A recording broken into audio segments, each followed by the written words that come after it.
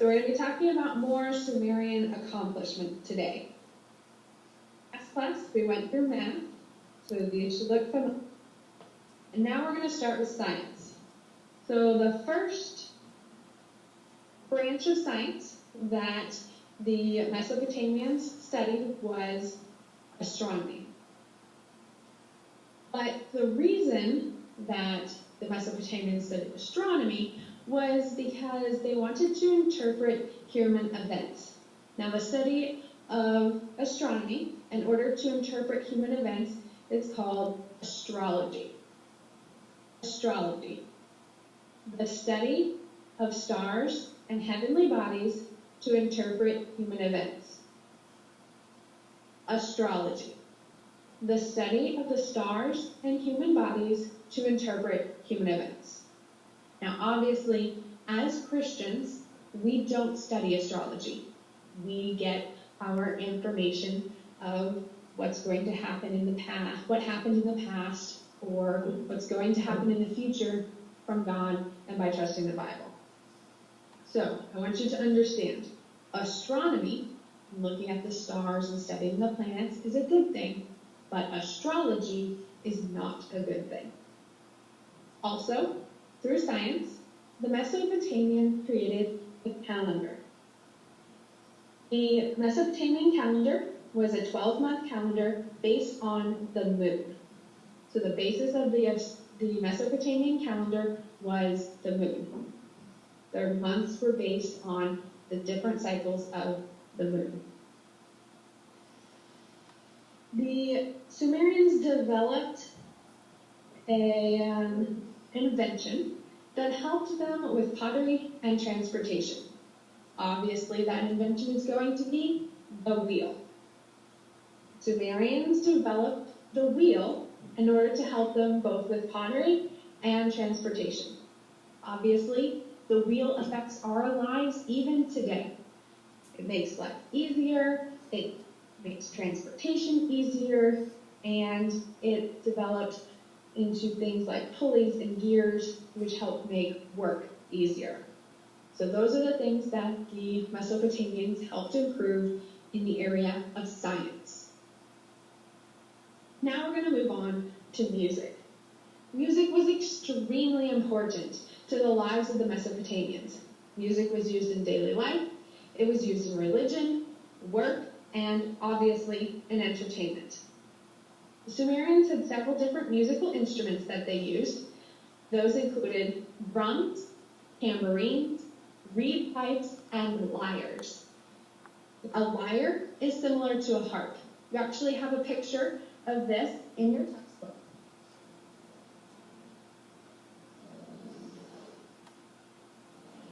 You have a picture of a lyre. It's the full-headed lyre. So, as you can see, a lyre is similar to a harp.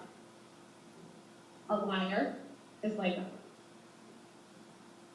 All right, now we're going to move on to literature. The Sumerians developed many different stories, similar to like what we have today. Many different kinds of literature, sorry. So they developed stories, proverbs, and poems. They also developed a special kind of literature, and that is called an epic. And an epic is a long poem that's about a hero.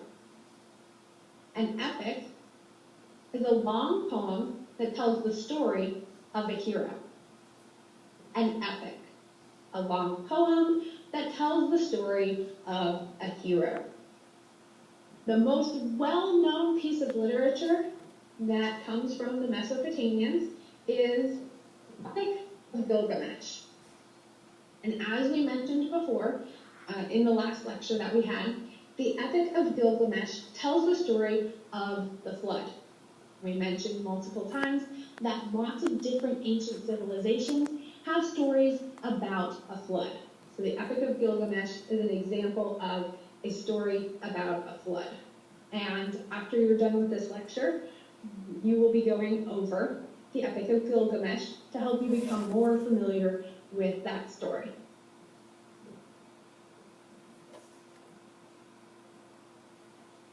All right. here. Okay, the next area that we are going to be learning about is going to be art. Now, art was used by the Mesopotamians for many, many different things. And because we can see how many different things the Mesopotamians created as forms of art, we can tell that art was really important to the Mesopotamians. They made beautiful things such as statues, pottery, jewelry, mosaics, and other kinds of art.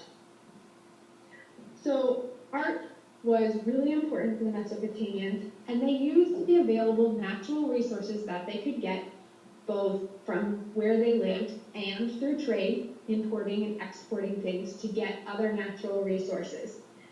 So when the Mesopotamians created statues, they didn't use stone. Why? Because stone wasn't available as a natural resource.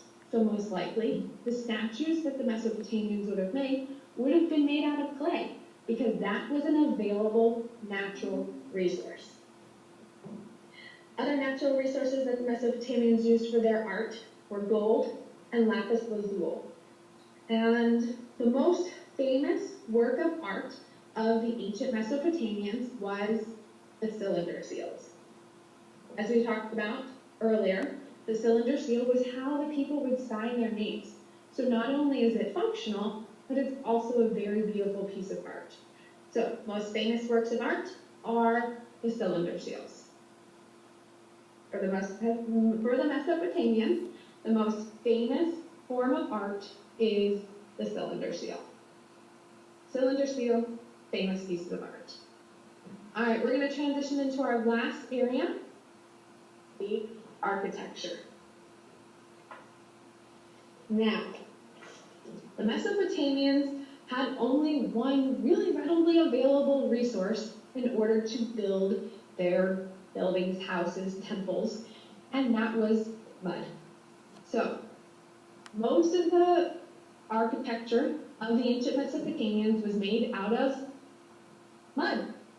Clay or mud was used to make the bricks that the Mesopotamians used.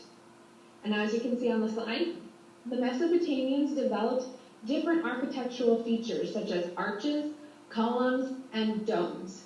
We can see those used in all different kinds of architecture of the ancient Mesopotamians. The structures that the Mesopotamians built around their cities were thick walls with turrets and gates. So the Mesopotamians built walls for protection, and they were used around their cities because remember, these are city-states, and they are going to be warring against each other and trying to conquer each other as they attempt to build a civilization. So today, we have looked at 5 different areas of Mesopotamian life: science, music, literature, art, and architecture.